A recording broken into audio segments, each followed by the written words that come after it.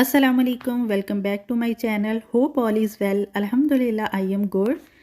तो आज मैं आप लोगों के साथ चीज़ी गार्लिक ब्रेड की रेसिपी शेयर करने जा रही हूँ। ये बहुत ही कम टाइम में और बहुत ही आसानी से बन जाती है। तो आप प्लीज़ पहले चैनल को सब्सक्राइब कर लें। अगर मेरे चैनल पे नए हैं तो वीडियो को लाइक कर दें और सब्सक्राइब करते वक्त आप बेल का बटन लाजमी दबाएं। इससे ये होगा कि हर मेरी नई आने वाली वीडियो आपको फ़ौरन से मिल जाएगी। ये garlic bread with in 15 minute ready हो जाएगी। तो चलिए इसकी रेसिपी देखते हैं। ये चीज़ी गार्लिक ब्रेड है तो इसके लिए ज़ाहिर है हमें गार्लिक चाहिए। तो यहाँ मैं 4 से 5 क्लोव गार्लिक के लेके उसको ग्रेडर के बारीक हिस्से से ग्रेट कर लूँगी। अगर आपके पास चॉपर है तो आप इसको चॉप भी कर सकते हैं। हमने इसका पेस्ट नहीं बनाना, इसको दरदरा सा ग्रेट करना है। तो ये देखिए मेरे 4 जवे ग्रेट हो गए हैं। तो ये तकरीबन 1 टीस्पून के करीब होगा और ये 4 गार्लिक ब्रेड के लिए काफ़ी होगा। अब दूसरे प्रोसेस में हम 3 खाने के चम्मच मक्खन के लेंगे। अगर आपके पास घर का बना हुआ मक्खन है आप वो भी ले सकते हैं। आपने मेक श्योर करना है जो आपका मक्खन है वो रूम टेम्परेचर पे हो। तो अब हम इसमें अपना ग्रेट किया हुआ 1 चाय का चम्मच लहसुन का शामिल कर देंगे। तो ये देखिए अब हम इसमें थोड़े से सब्ज़ धनिए के पत्ते शामिल करेंगे और इसमें 1/4 टीस्पून ऑर्गेनो शामिल करेंगे और 1/4 टीस्पून ही इसमें हम कुटी हुई लाल मिर्च शामिल करेंगे। अगर आपके पास ऑर्गेनो नहीं है तो आप इसको स्किप भी कर सकते हैं या इसकी जगह आप मिक्स हर्ब यूज़ कर सकते हैं।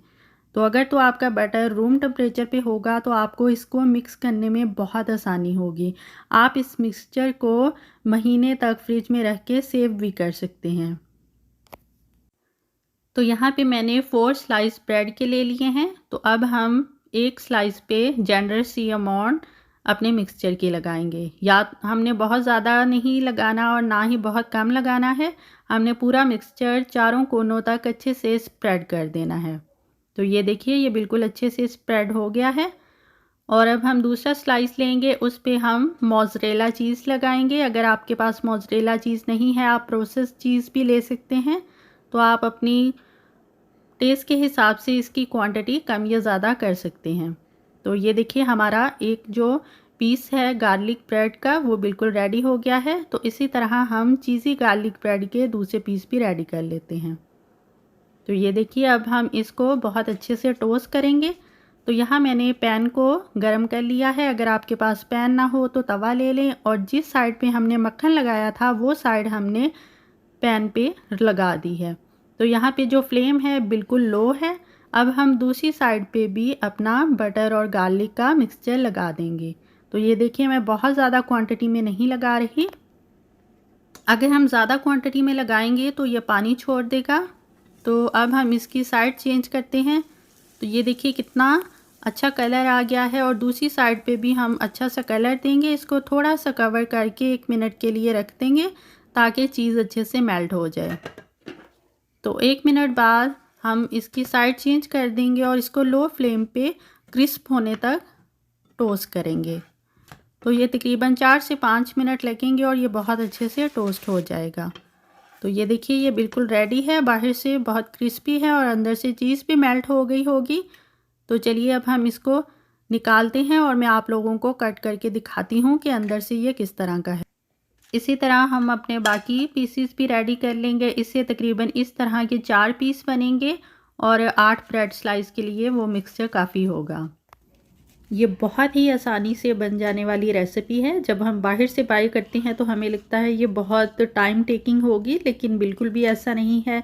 बिल्कुल 15 मिनट लगते हैं और ये मज़े की रेसिपी रेडी हो जाती है।